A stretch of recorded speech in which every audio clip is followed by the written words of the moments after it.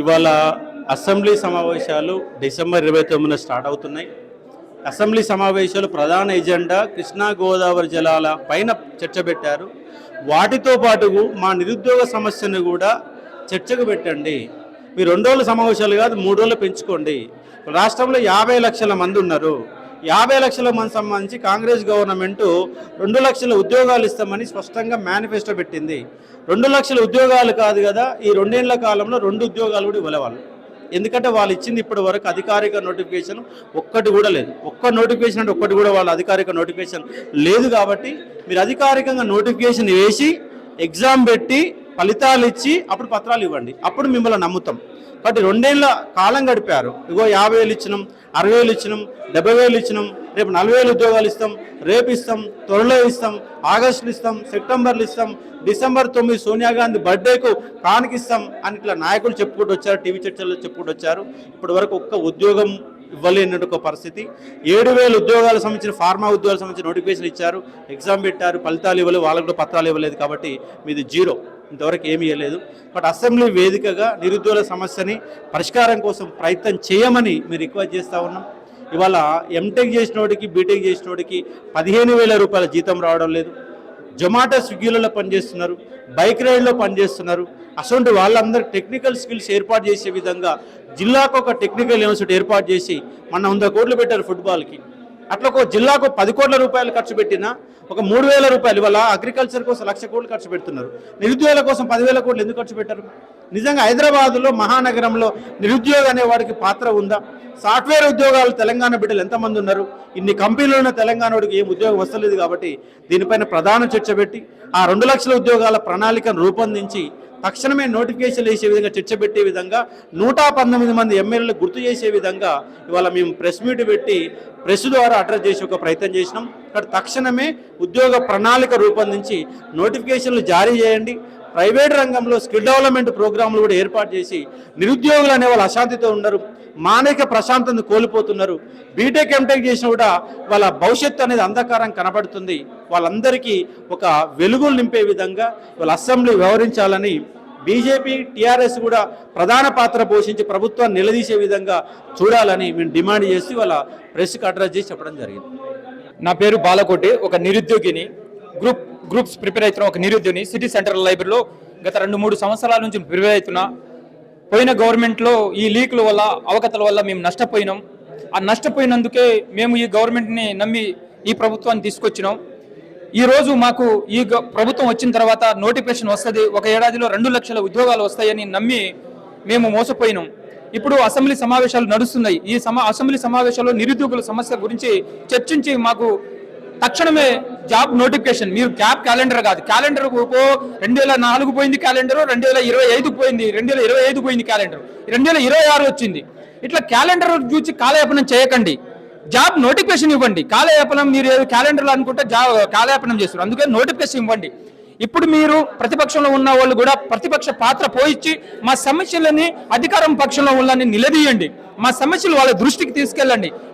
మేము అడిగితే వీళ్ళు నిరుద్యోగులు కాదు అని అంటున్నారు. కనీసం మా సమస్యలని మీ ప్రతిపక్షంలో ఉన్న వ్యక్తులు మీరైనా ప్రతిపక్షంలో అడగండి, అట్లయినా వాళ్ళకి తెలుస్తుందేమో.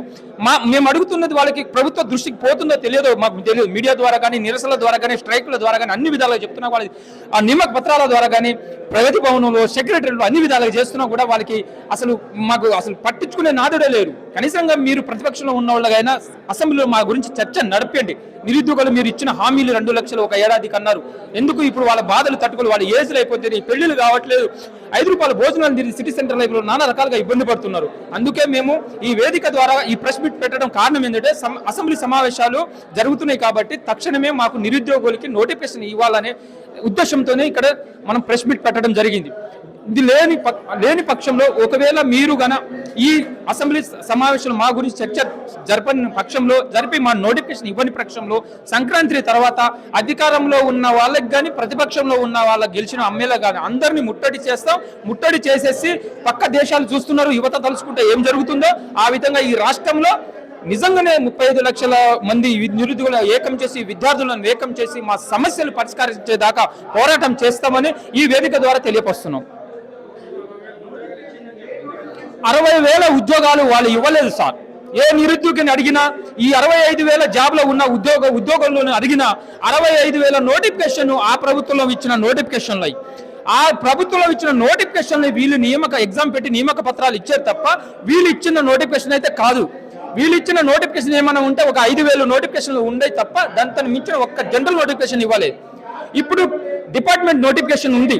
ఇప్పుడు మీరు 2 సంవత్సరాలు వాళ్ళు రిక్రూట్మెంట్ అయ్యి 2 సంవత్సరాలు అయింది, వాళ్ళు వెళ్ళి డ్యూటీలో జాయిన్ అయ్యారు. ఇప్పటిదాకా మీరు డిపార్ట్మెంట్ నోటిఫికేషన్ ఎందుకు ఇవ్వలేకపోతారు? ఏం అడ్డంకులు ఉన్నాయి?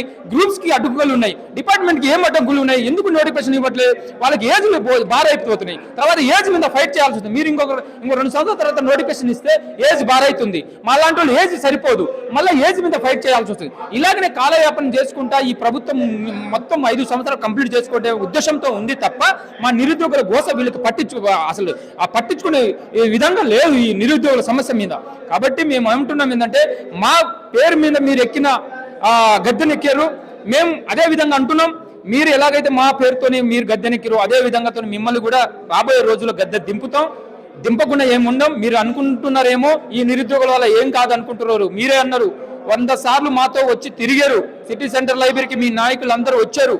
మీ జాతీయ నాయకుడు రాహుల్ గాంధీ కావచ్చు, మీరు ఎమ్మెల్సీ పదవులు పొందిన ఇప్పుడు బలమూరి వెంకట కావచ్చు, రియాజ్ సార్ కావచ్చు, కోదండరామ సార్ కావచ్చు, ఆకునూరి మురళి కావచ్చు, ఇదే సిటీ సెంటర్ లైబ్రరీకి 24 గంటలు మాతోని తిరిగి మమ్మల్ని తిప్పుకొని ఈ రోజు మాకు ఈ సిచ్యువేషన్ తీసుకురావడానికి కారణం కూడా మీరే అవుతారని ఈ సభాముఖంగా ఈ వేదిక ద్వారా తెలియపరుస్తున్నాం. ప్రభుత్వానికి ప్రతిపక్షానికి ఇద్దరికీ చెప్తున్నాం ఈ ప్రెస్ మీట్ ద్వారా, ఈ వేదిక ద్వారా ఏమని చెప్తున్నామంటే ఇప్పుడు జరుగుతున్న అసెంబ్లీలో నిరుద్యోగుల గురించి చర్చ నడవాలి. మీరు అంటున్నారు కృష్ణా గోదావరి సంబంధించిన నీళ్లు వాటాలు అంటున్నారు.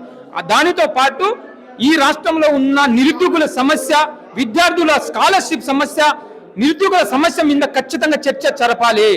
లేని పక్షంలో నిరుద్యోగులందరూ కలిసి అధికారంలో ఉన్న ఎమ్మెల్యేలను, మంత్రులను, ప్రతిపక్షంలో ఉన్న ఎమ్మెల్యేలను, మాజీ మంత్రులను వీళ్ళందరినీ ముట్టడి చేస్తాం. వీళ్ళ ఇంటికి బయటికి రాకుండా ఫోన్ల ద్వారా అందరి ప్రతిపక్షంలో ఉన్న బీజేపీ వాళ్ళను కూడా ముట్టడి ఖచ్చితంగా చేస్తాం. మీరు రాష్ట్రంలో ఉన్న బీజేపీ రాష్ట్ర అధ్యక్షుడు దీని మీద స్పందించాలి. తర్వాత బీఆర్ఎస్ అధ్యక్షుడు, రాష్ట్రంలో ఉన్న బీఆర్ఎస్ అధ్యక్షులు కూడా స్పందించాలి. అదేవిధంగా కమ్యూనిస్ట్ పార్టీ అధ్యక్షులు కూడా దీని మీద స్పందించాలి. నిరుద్యోగుల సమస్య మీద లేని పక్షంలో ప్రతిపక్షమైన, అధికార పక్షమైన, ఏ పక్షమైనా ఖచ్చితంగా నిరుద్యోగులు తలుచుకొని మీ ఇళ్లను ముట్టడి చేస్తామని ఈ వేదిక ద్వారా తెలియపరుస్తున్నాం. Thank you. కాంగ్రెస్ పార్టీ అధికారంలో వచ్చి 2 సంవత్సరాలు అయిపోయింది. దాదాపు 2 సంవత్సరాల కాలాలు పూర్తి చేసుకున్నది. ఇలా నిరుద్యోగులు అందరూ కూడా కాంగ్రెస్ పార్టీని గెలిపిస్తే మాకు 2 లక్షల ఉద్యోగాలు వస్తాయని, నిరుద్యోగ వృత్తి ఇస్తారని, స్కాలర్షిప్ ఇస్తారని, ఫెలోషిప్ ఇస్తారని ఇలా కాంగ్రెస్ పార్టీని అధికారం తీసుకొచ్చిన తర్వాత ఇలా కాంగ్రెస్ పార్టీ సీఎం గారు రేవంత్ రెడ్డి గారు కనీసం మా మీద, మా నిరుద్యోగుల మీద ఇసుమంత ప్రేమ కూడా లేదా మీకు? మేము ఏమడుగుతున్నాం? మాకు ఇవ్వాల్సిన 2 లక్షల ఉద్యోగాలు, మాకు కావాల్సిన నిరుద్యోగ వృత్తి మాకిస్తే మేము హ్యాపీగా చదువుకుంటాం. కానీ మీరు గత ప్రభుత్వం ఇచ్చిన నోటిఫికేషన్లను మేము ఇచ్చినామని చెప్పేసి మీ మంత్రులు చిలక పలుకులు పలుకుతున్నారు. ఒక్కొక్క మంత్రి ఒక్కొక్క విధంగా మాట్లాడుతున్నారు. 70,000 అని, 80,000 అని, 90,000 అని లడ్డు వేలం పాట మాట్లాడుతున్నారు. అయ్యా రేవంత్ రెడ్డి గారు, మీరంటే మాకు ఏమాత్రం కోపం లేదు.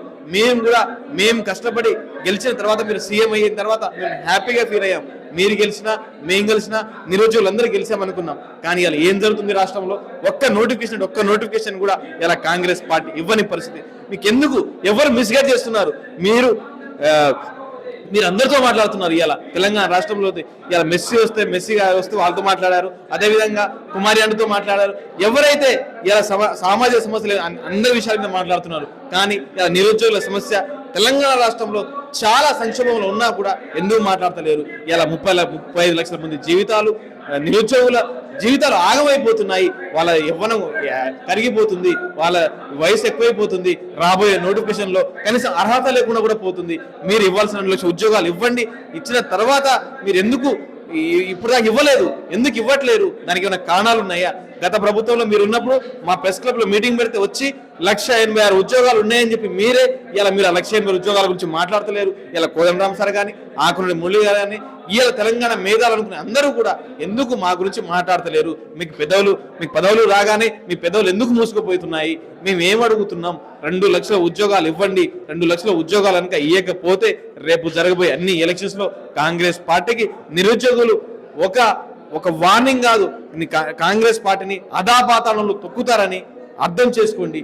ఎందుకంటే ఇవాళ మాకు కనీసం జీవన యాన కూడా కొనసాగట్లేదు. ఎందుకంటే మేము డిగ్రీలు పీజీలు చదివి అంత ఉద్యోగాలు వస్తాయని నమ్మి ఇలా కాంగ్రెస్ పార్టీని గెలిపిస్తే కాంగ్రెస్ పార్టీ ఇలా మాకు మొండి చేయి చూపెట్టింది. 2 లక్షల ఉద్యోగాలు ఎక్కడ, నిరుద్యోగ వృత్తి లేదు, ఏం లేదు.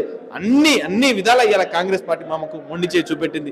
ఇదే విధంగా ఇలా అసెంబ్లీ శీతాకాల సమావేశాల్లో ఇలా ప్రతిపక్ష పార్టీలైనా ఉన్నాయా, కనుమరుగైపోయినాయా, లేకపోతే మీరు ఎందుకున్నారు? ఎందుకంటే ప్రతిపక్షంలో ఉన్న కేసీఆర్ గారు 2 సంవత్సరాల తర్వాత ఒక ప్రెస్ మీట్ పెడితే కనీసం నిరుద్యోగుల గురించి ఒక్క మాట కూడా మాట్లాడలేదు. ఇలా తెలంగాణ రాష్ట్రంలో గ్రూప్ 1 సమస్య ఉంది. G.O. 29 వల్ల ఎస్సీ ఎస్టీ బీసీ పిల్లలకు అన్యాయం జరిగింది. మరి ఆ బీసీ ఎస్టీ ఎస్సీ పిల్లలకు ఉద్యోగాలు వద్దా? మరి వాళ్ళకు ఓట్లయితే కావాలి కానీ ఉద్యోగాలు వద్దా? మరి ఎందుకు మాట్లాడుతున్నారు కేసీఆర్ గారు? మీరు కూడా మాట్లాడాలి. అదేవిధంగా బీజేపీ అధ్యక్షుడు రామచంద్రరావు గారు కూడా మీరు కూడా మా సమస్యల గురించి మాట్లాడండి, శీతాకాల సమావేశాల్లో మా గురించి చర్చించండి. ఎందుకు చర్చించట్లేరు అంటే మీరు ములాఖైతే అవుతున్నారా? మీ ముగ్గురు అంతా ఒకటేనా, లేకపోతే డ్రామాలు చేస్తున్నారా? తెలంగాణ రాష్ట్రంలో ప్రజలందరినీ కూడా మీరు మోసం చేస్తున్నారా? మరి ఎందుకు మా గురించి ఎందుకు మాట్లాడతలేరు? మీరు కనుక మాట్లాడకపోతే రాబోయే అన్ని ఎలక్షన్స్ లో కూడా కాంగ్రెస్ పార్టీ కానీ, బీఆర్ఎస్ పార్టీ కానీ, బీజేపీ కానీ అన్ని ఏ పార్టీ అయినా సరే కూడా నిరుద్యోగులు పొందబెడతారు, రానియకుండా చేస్తారు. నిరుద్యోగులు కొత్త పార్టీ పెట్టే అవకాశాలు కూడా ఎక్కువ మెండుగా ఉన్నాయి. ఎందుకంటే అందరినీ చూసినాం, అన్ని పార్టీలను చూసినాం. కేంద్రంలో బీజేపీ చూసినాం, రాష్ట్రంలో కాంగ్రెస్ చూసినాం, గతంలో బీఆర్ఎస్ చూసినాం. ఈ 3 పార్టీలు కూడా నిరుద్యోగులకు ఏ మాత్రం హామీ నెరవేర్చలేదు.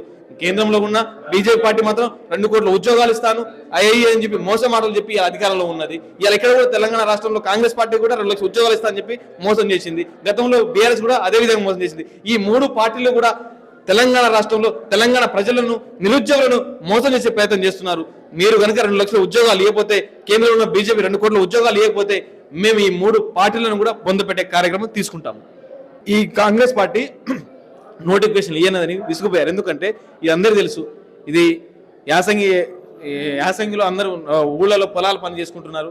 ఇలా కనీసం ఒక పాల పని పోయినా కూడా ఒక 600 700 వస్తాయని చెప్పేసి ఇలా నిరుద్యోగులు అందరూ ఇలా ఆశతోటి ఊరికి వెళ్ళారు. ఇక్కడ ఉద్యోగం లేదు, నిరుద్యోగ వృత్తి లేదు, ఏం లేదు. ఇలా ఉన్నా కూడా మేము నోటిఫికేషన్లకు రావాలన్నా, చదువుకోవాలన్నా కొంచెం డబ్బు కావాలి. ఆ డబ్బు ఎక్కడి నుంచి వస్తుంది? ఇక్కడ ఏ పని చేసినా, జొమాటో స్విగ్గీలు చేసినా కూడా అంతో కొంత అరాకొర డబ్బులు వస్తున్నాయి. అదేవిధంగా ఊళ్ళలో పోతే కూడా ఒక పారా పనికి పోతున్నాం, లేకపోతే ఇంకో పని పోతున్నాం, మాకు కొంత డబ్బులు వచ్చిన తర్వాత మళ్ళీ ప్రిపరేషన్ స్టార్ట్ చేయొచ్చని ఇలా నిరుద్యోగులు అందరూ అశోక్ నగర్లో, దిల్సుఖ్నగర్లో ఖాళీ అయిపోయారు. కాబట్టి ఆ నిరుద్యోగులు రావట్లేదు. ఒకవేళ నిరుద్యోగులు బయటికి వస్తే ఈ ప్రభుత్వం ఉనికి కూడా ఉండదు. ఈ ప్రభుత్వం ఉనికి కూడా ఇక్కడ ఉండదు. ఎందుకంటే గత ప్రభుత్వం వచ్చింది నిరుద్యోగులు ఉన్న, అది బాగా తెలుసు. గతంలో గ్రూప్ 2 ఉద్యమం కానీ, గ్రూప్ 1 ఉద్యమం కానీ మీరు చూసే ఉంటారు. తెలంగాణ రాష్ట్రం ఏర్పడిందే నిరుద్యోగుల ఆత్మహత్యల బలిదానాల పునాదుల మీద. మీరు అది మర్చిపోయి అలా మాట్లాడుతున్నారు. ఖబర్దార్, కాంగ్రెస్ పార్టీ అయినా, బీజేపీ అయినా, బీఆర్ఎస్ అయినా.